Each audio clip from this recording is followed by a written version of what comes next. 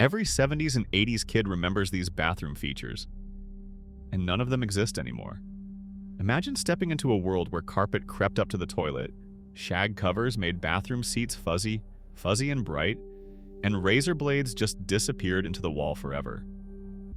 In 1978, Sears claimed bathroom carpet could resist mildew, but by 1989, only 8% of homes dared keep it. These weren't just wild design choices, they shaped childhood memories, family routines, and even safety fears. Why did America fill its bathrooms with such cringe-worthy comfort, then banish every trace? And could you imagine kids today stumbling into a room that smells like damp shag carpet and mystery? Carpet in the bathroom. Just saying it out loud brings back the sensation of soft pile under bare feet and the faint, ever-present scent of dampness. In the late 1970s, families leafing through a Sears catalog saw full-page spreads promising luxury comfort and moisture-resistant fibers, with children stepping out of the tub onto thick, colorful carpet as if it were the safest, coziest thing in the world. Carpeted bathrooms were pitched as the ultimate upgrade. No more cold tiles in winter, no more slippery floors, just a seamless extension of the living room's comfort. JCPenney, Montgomery Ward, and every major retailer joined the push, offering wall-to-wall options in avocado, powder blue, and even harvest gold. The appeal was hard to resist.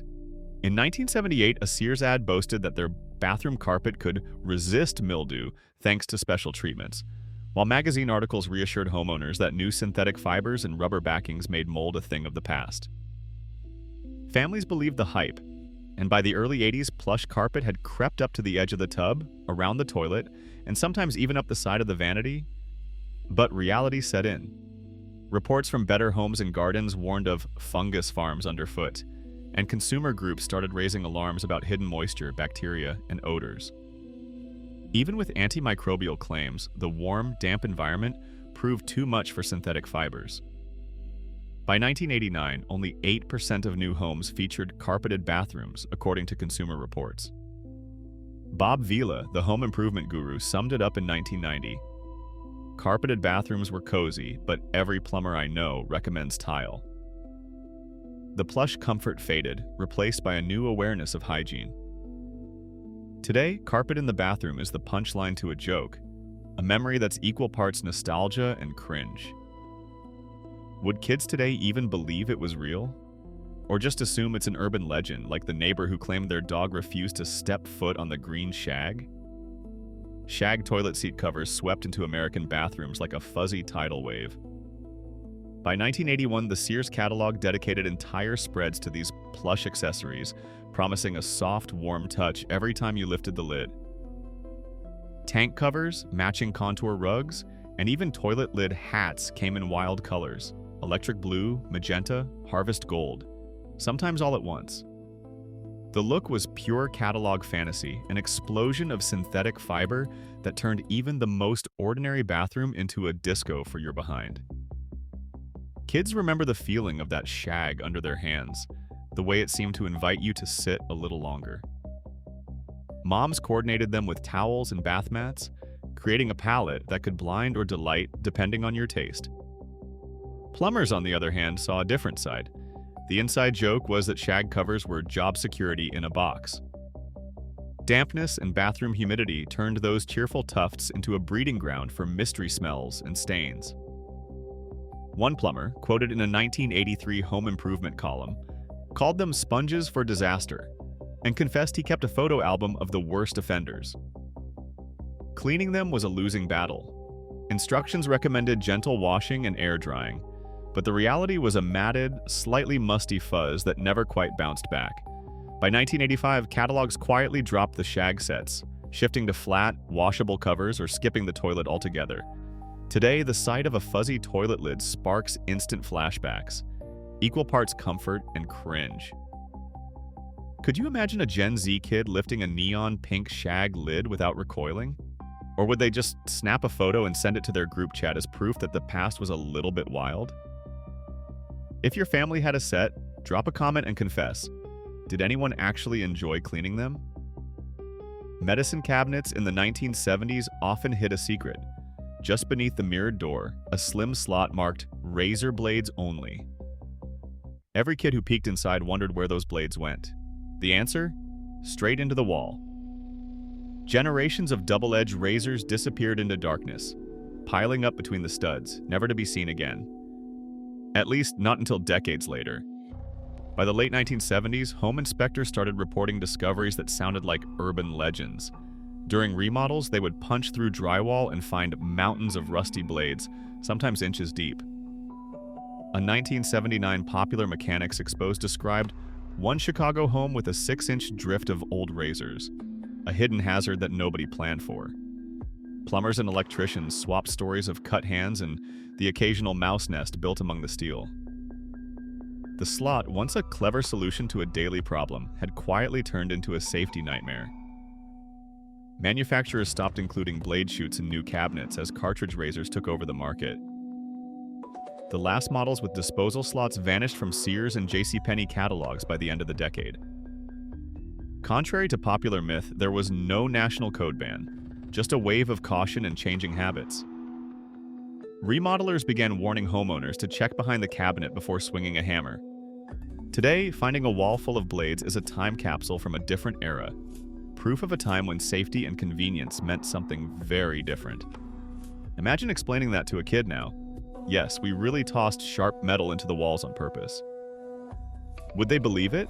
Or just stare in disbelief at a feature that's both ingenious and, in hindsight, a little bit terrifying? Avocado green and harvest gold swept through American bathrooms like a decorating fever. In 1967, appliance makers launched avocado as the color of modern living.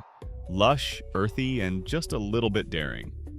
By the early 1970s, every major catalog, Sears, JCPenney, Montgomery Ward, offered entire suites in these shades: tubs, toilets, sinks, even matching seat covers and towel bars. The message was clear: nature belonged indoors.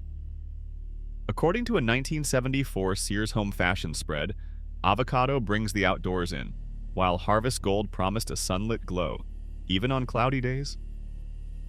Families flipped through catalogs and circled their dream bathrooms, trusting color consultants and glossy photos to guide their choices. Design historian Sarah Archer calls this era the moment Americans believed they could buy comfort, color, and even luxury out of a single catalog. The effect was total immersion.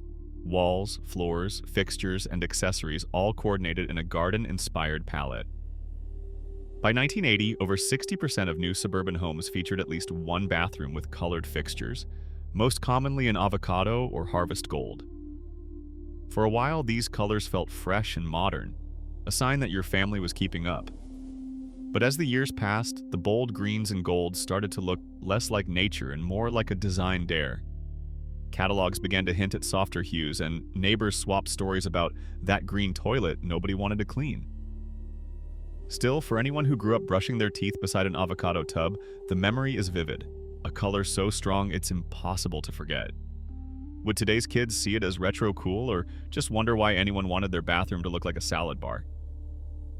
Pastel pink bathrooms swept into American homes like a breath of baby powder.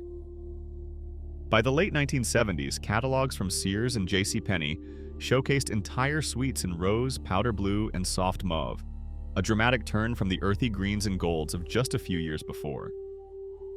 Sinks, tubs, and toilets arrived in matching hues, sometimes with gleaming chrome handles or gold-trimmed faucets for a hint of glamour.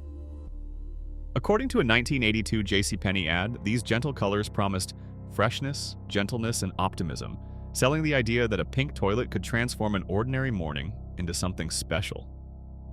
Families eager for the latest look circled catalog pages and ordered full sets, right down to the coordinating soap dishes and tissue box covers.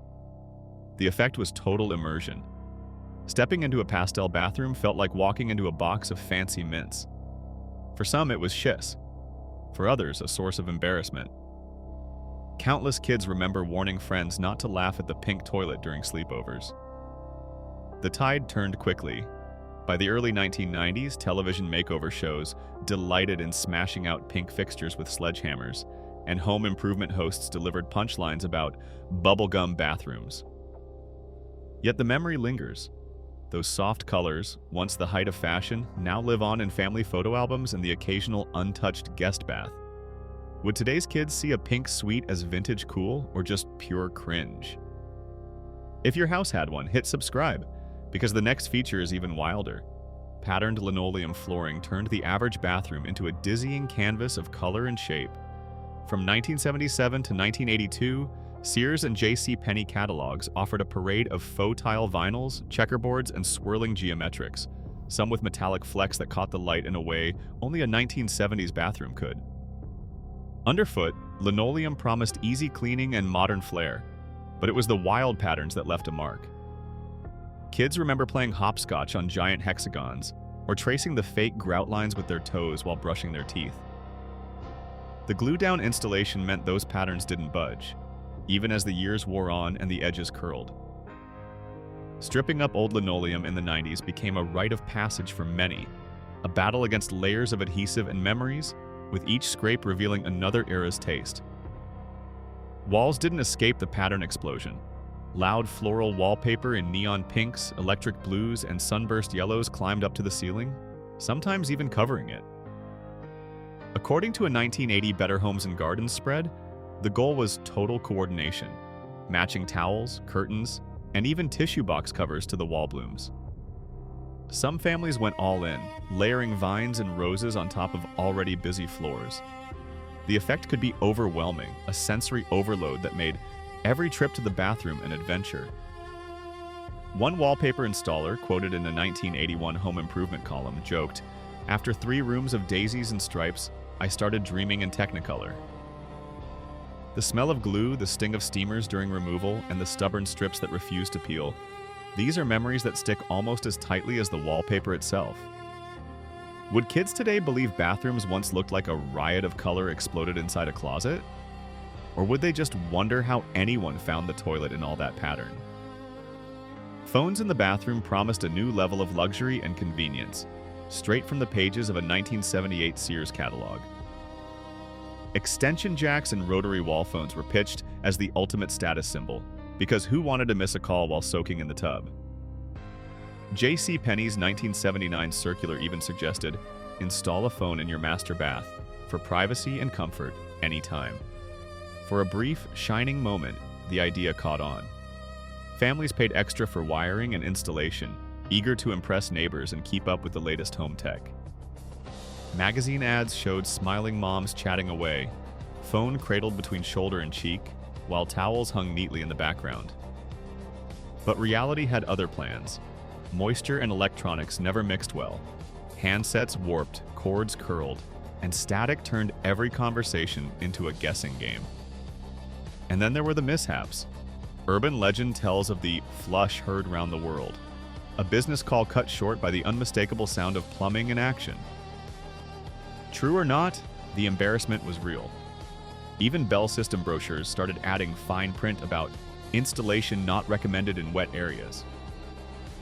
By the mid-80s, the bathroom phone had faded from catalogs, replaced by cordless models that promised freedom, just not in the steamy, echo-filled privacy of the master bath. Could you picture kids today answering a landline next to the toilet? Or would they just wonder why anyone needed to multitask that badly? Soap on a rope was the gift that turned every kid's stocking into a bathroom adventure. By the early 1980s, Sears and J.C. Penney holiday catalogs were packed with pages of these novelty soaps. Brightly colored, shaped like footballs, hearts, or even cartoon characters, all dangling from a thick cotton cord. The pitch was simple. No more dropping slippery bars in the tub. Just hang it on the faucet or shower knob and let it dry. For parents, it promised a cleaner bathroom and fewer messes. For kids, it was pure fun, a toy that happened to clean your hands. Christmas mornings in the early 80s often included a boxy bar of soap on a rope, sometimes with a matching washcloth or bubble bath. Friends swapped scents at sleepovers, and some kids wore the rope around their neck for laughs, pretending it was a metal or superhero lasso. The packaging boasted no slip grip and easy hang convenience, but the real appeal was the sense of novelty and the bright, almost candy-like colors. But by the early 1990s, the magic faded. Liquid soap dispensers swept in, promising better hygiene and less mess. According to trade reports, soap on a rope nearly vanished from major catalogs by 1992. For anyone who remembers unwrapping one, the memory is vivid. a quirky relic of a time when even getting clean came with a sense of play. Could you picture a kid today swapping TikTok tips about the best soap on a rope? Or would they just wonder why anyone needed a bar on a string in the first place? Bidets swept into American bathrooms on a wave of continental envy. By the late 1970s, travel magazines and luxury hotel ads began whispering about the European secret to true refinement. Kohler and American Standard rolled out glossy catalog pages showing elegant bidet fixtures promising a taste of Paris or Rome in your very own powder room. For a brief, shining moment, the bidet became the ultimate status symbol, an upgrade that shouted, "We've arrived." Between 1978 and 1983, trade press buzzed about a bidet boom. Showrooms in Miami and Los Angeles installed them in model homes, and real estate agents touted them as the latest must-have. A former bathroom fixture salesman recalled, "We couldn't keep them in stock until nobody wanted one." The numbers stayed tiny, but the hype was real. Sales jumped, then flatlined almost overnight. American families, it turned out, weren't quite sure what to do with their new luxury. Jokes and People in Time magazine poked fun at the confusion. Was it a fountain, a planter, or something best left to the imagination? Plumbers fielded questions they'd never heard before. By 1985, bidets were quietly dropped from most catalogs, replaced by more familiar luxuries like whirlpool tubs. Today, spotting a bidet in a vintage bathroom is like finding a souvenir from a trip nobody remembers taking. Imagine the look on a kid's face today.